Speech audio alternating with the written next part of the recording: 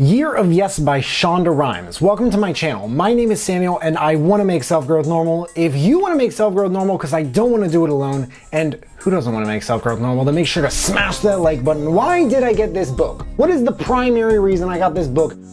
Other than the fact that I'm a book reviewer. If you know my channel, you know how I am with spoilers. I'm strongly against them. This is just a backstory about why I got this book. If you're not interested in that and you really just want to know what I think of it, please feel free to skip to whatever time in the video it says around my breast area at this very moment. I got this book because my girlfriend's favorite show is Grey's Anatomy. She's seen every episode more than once, and we didn't know what to watch after finishing Insatiable. So instead of rewatching the entirety of The Office, her second favorite show, we decided to watch her first. Why is it up to her? I don't really care about Netflix. I just watch these shows because she likes them and I get a lot out of them in terms of how to relate to people who like them. But now the show is probably my favorite, and I've watched it and I have created music and videos obsessively, so I like to think I know a thing or two about the creative process, or a creative process in that sense. And the reason I'm saying this is I don't get it. What is going on in this writer's head? There are so many balls to juggle, so many points to get across, so many layers. Every episode is like a different lesson. And each character, I mean, this isn't a review of the show, but I'm just blown away by the different levels of awareness and deep corners of personal development that it anecdotally touches upon. Obviously, up front, it wasn't easy for me to separate my feelings for the book with my feelings for the show. So I was like, well, I've seen this on Instagram a lot, and I can't keep watching this show. I simply can't without taking a plunge into what's on this lady's mind. For instance, just talking about memory. The insides of my brain are feeling photographed. Stories and images drifting away into places unknown, leaving patches of nothingness where a story, an event, or a location should be. She begins by explaining how lying, something I'm terrible at, is actually now her job. And then she starts talking about how she's old. And she talks about these things in such abstract ways, where her life has come to. A writer of 2 shows, I think at some point it was 4. Runner of 600 crew members. And mother of 3 children. Very successful, but is she happy? Whether or not you're successful, I've heard the word success so many times in the last like 3 or 4 years that I don't even, sometimes I feel like it doesn't even have a meaning anymore. Same thing with entrepreneur. But whether or not you're successful, I mean, nowadays, everyone is seemingly slaughtering each other for attention. And it seems like we're all chasing something that's outside of ourselves. We're always trying to get something. And a lot of the reason we're getting it, however, we find ourselves investing less and less energy and time directly into during the pursuit of that thing that we're chasing. Does that make sense? I heard once that the only difference between successful people and very successful people is that very successful people say no to just about everything. This to me is only one side of the coin, and I think that this book is a really good explanation of why that might be. So without saying anything that's gonna make me like hate myself rewatching this review, basically the author says, you know, the 6 words that started it all, where she spent an entire year saying yes to, I guess, everything within reason. The book tells her personal stories of smashing that like button, in case you haven't already, for the YouTube algorithm. You really should be smashing that like button for the YouTube algorithm, like seriously. Her stories of conquering the maybe fears she's run from since the beginning of her career. And at first it was just being around people in public. Anyone who's watched Grey's Anatomy, I'll say it this way. Meredith and Christina together, those 2 together can really well describe her personality and how she thinks about things and approaches them, but at the same time, like, I don't know, it's a little bit more on the Christina side of things. So at first it was about being around people and being friendly with people in public. Speaking, in fact, the only reason she got a publicist was to make sure that she didn't get any publicity. She's like, why should I go out in public when people would rather see Sandra Oh or Ellen Pompeo? I hope I pronounced her name right. Meredith's my favorite character. She goes from saying no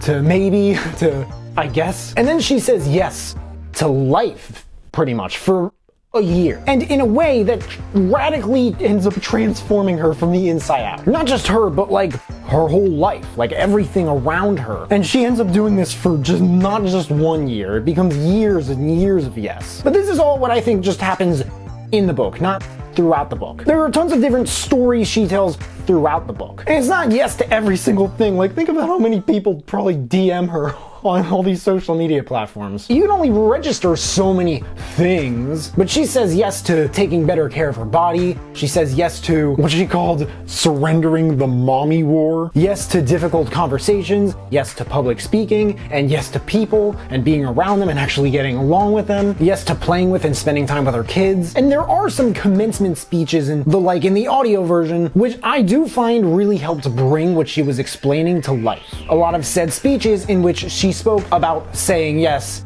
and committing to a year of saying yes, and how it changed her life and how it's still changing her life, and how those speeches are events that she decided to say yes to. And she touches upon topics in these alone, like, you know, like being a black woman and like where feminism is moving and like the civil rights. But she talks about all of this in a subtle way that isn't really obnoxious. It's challenging for me to put into words how she brings so many points and tangents together across each chapter. But it really kind of does resemble something she said in the first chapter about the processes of writing a show like Grey's Anatomy. Something about laying down a train track while a train is on its way down that track. It's kind of like, you know, here's what happens when talent meets timing. But that meets a life story, and that becomes what I would call a TV writer's memoir disguised as a self-help book. What did the negative reviews say,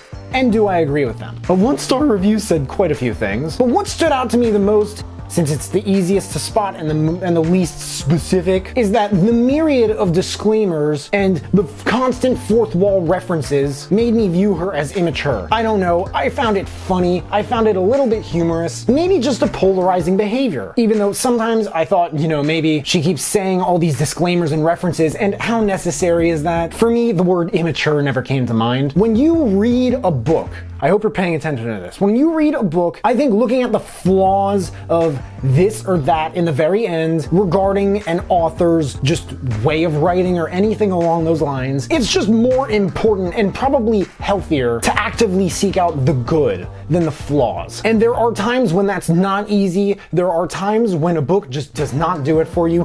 Believe me, I've had those times. But looking at repetitive kinks and bumps and letting them cloud your judgment of the author's character and skill, in my own experience, I find it a solid way to get less out of what you're reading. Another one-star review said, if you want to read a book specifically about Shonda's rise to fame, this is it. If you're looking for an inspirational read about how to say yes to things in your own life, this isn't it.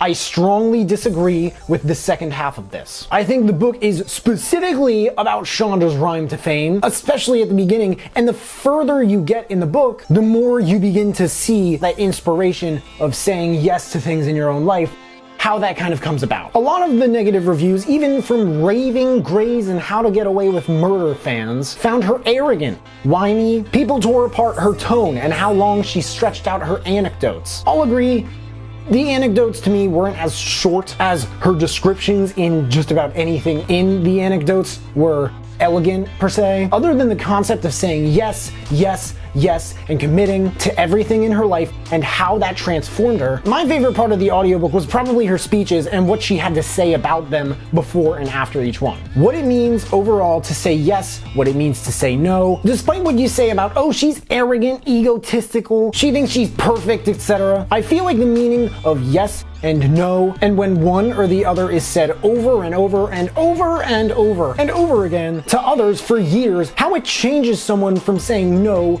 for years to saying yes for years. I think this book is a testament to that. And the imperfections of this book are almost, I mean, like, she brags about herself in like a seemingly self-deprecating sort of way, which I found a little strange at some points. But the more you look at yourself when you read books like this one, I swear, the more you can learn about yourself and actually get out of them. Quotes. That's just love. It's no secret, it's just something we forget. Making 24 episodes in network television is like running a marathon 24 times. It's not bragging if you can back it up. You know what happens when your dreams come true? Nothing. Direction 1. I recommend this book for any workaholics. If you're a workaholic, check out this book and check it out now. I like to consider myself a recovering workaholic in some ways, but I've made full songs from scratch about workaholism. I've experienced it to a degree. Direction 2. If you like this book, you might just love